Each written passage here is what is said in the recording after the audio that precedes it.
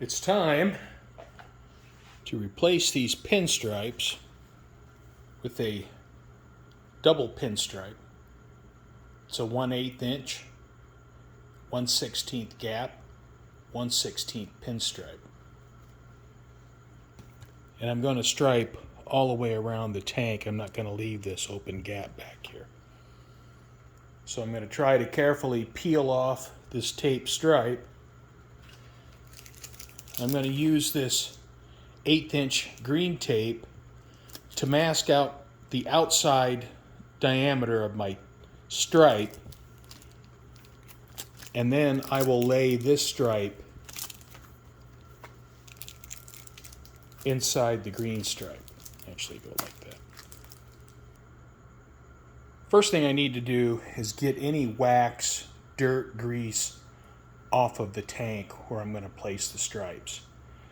So the first thing I'm going to do is I have some Dawn dish soap in the bucket, and that's pretty good at removing wax and any oil or dirt. So I'll use that first, and then I'll use some Windex afterwards just to make sure it's really clean. I have the outline for the stripe in place. Now I'm going to put the tape stripe on the inside of this green tape. Now initially I was going to come down low here, and then I checked some photographs and it looks like they all kind of kick up right here. So this is my pattern. The tape, the white tape, goes to the inside of this green tape. So by putting the green tape on here, hopefully I can focus on just matching the edge and I don't have to concentrate on where I'm placing the tape so much. All right, I have 150 feet of pinstriping tape, so I have plenty of tape. I have 5 or 6 mistakes worth of tape here. So what I'm going to do is I'm going to get a piece long enough to go all the way around, and I'll cut that off.